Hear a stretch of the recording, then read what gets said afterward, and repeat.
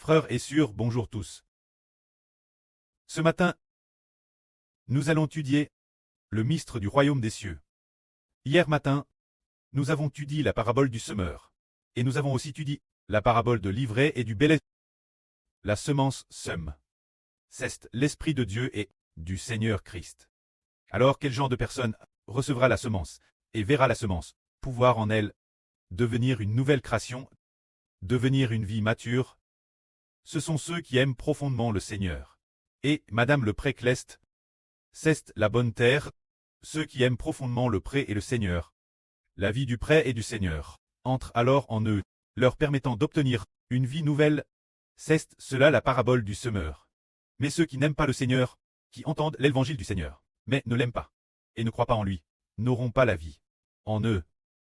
Quand la parabole de l'ivraie et du bel, elle parle du béel, qui est l'esprit venant de Dieu et du Seigneur. C'est le béel, c'est dire l'esprit de Dieu et du Seigneur. L'ivraie c'est l'esprit du diable Satan et des anges de chousse. Si ce que nous coûtons est l'évangile de Dieu et du Seigneur Christ, venant de Dieu et du Seigneur Christ, de l'enseignement de ses serviteurs, ou directement de l'enseignement du Seigneur, alors ce que nous recevons, c'est la semence du béel, c'est dire recevoir la vie de Dieu et du Seigneur. Si ce que l'homme coûte, n'est-ce pas, ce qui vient de Dieu et du Seigneur, mais vient des diverses doctrines du diable et qu'il y croit, alors ce qu'il reçoit, c'est la semence de l'ivraie.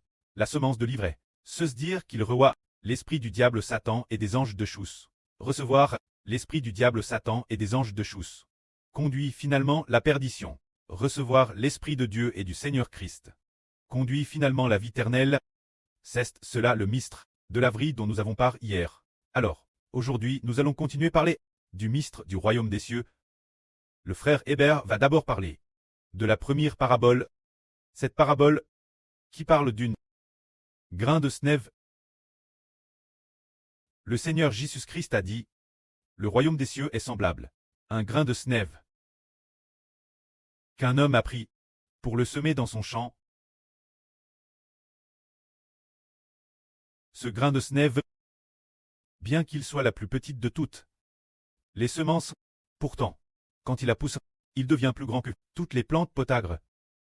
Et il devient un arbre si grand que les oiseaux du ciel viennent aussi s'abriter dans ses branches.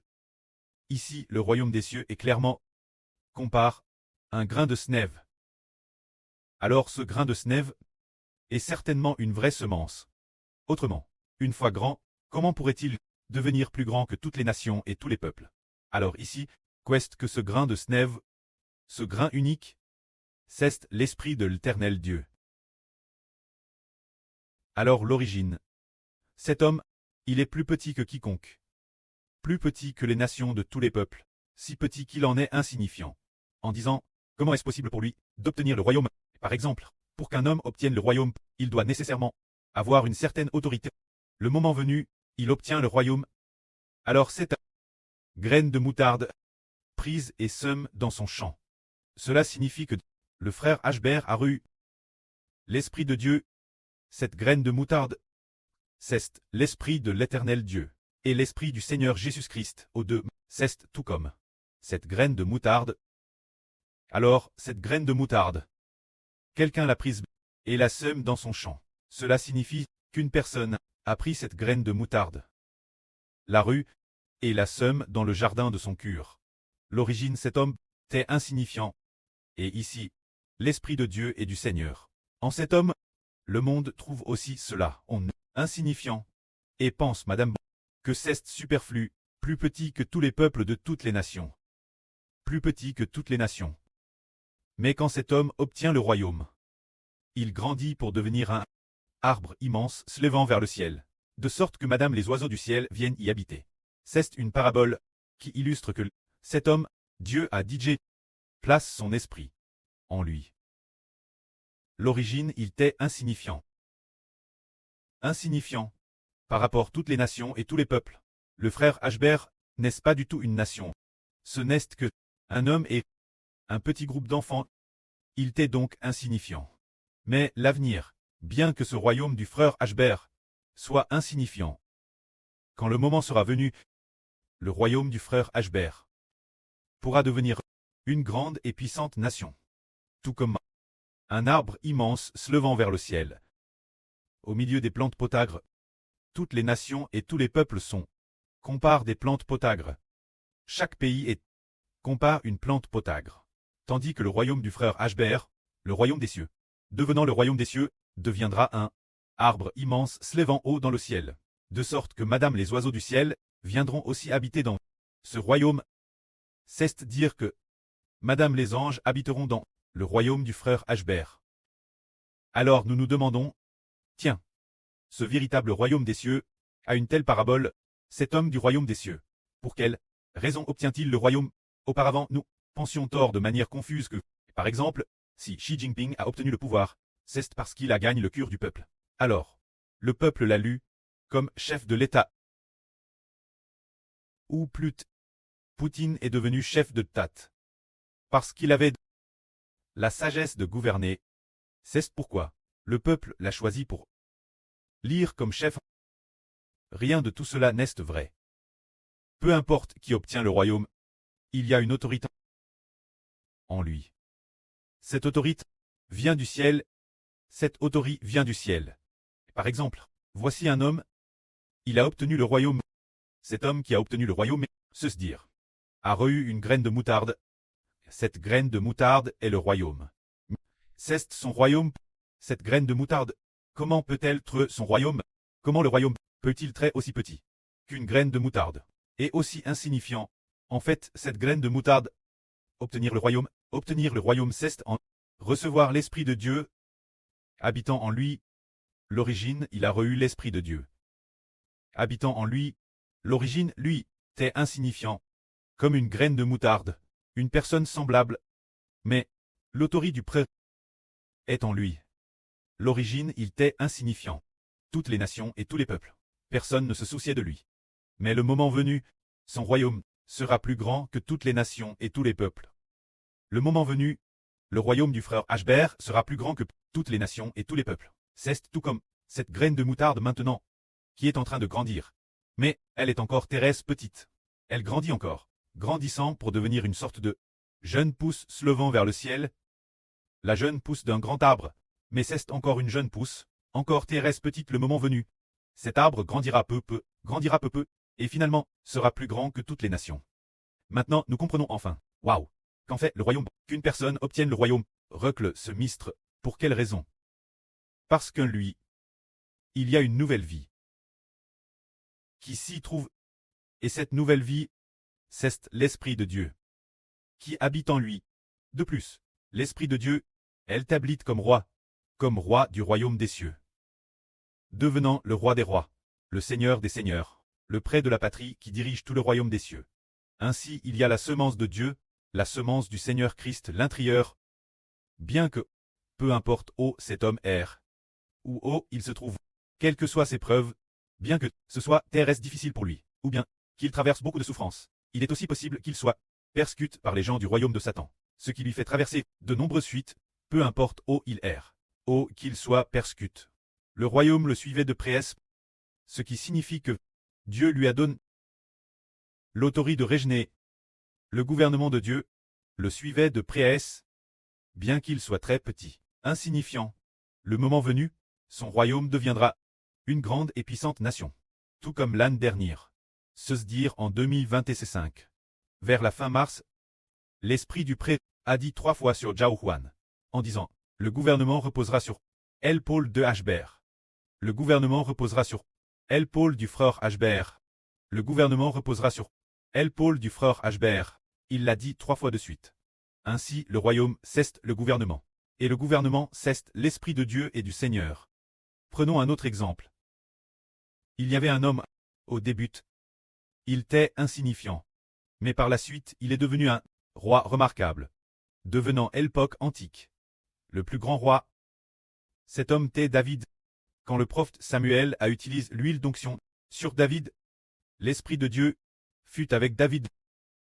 Ce moment-tel, David avait une grande autorité, mais il était encore très jeune.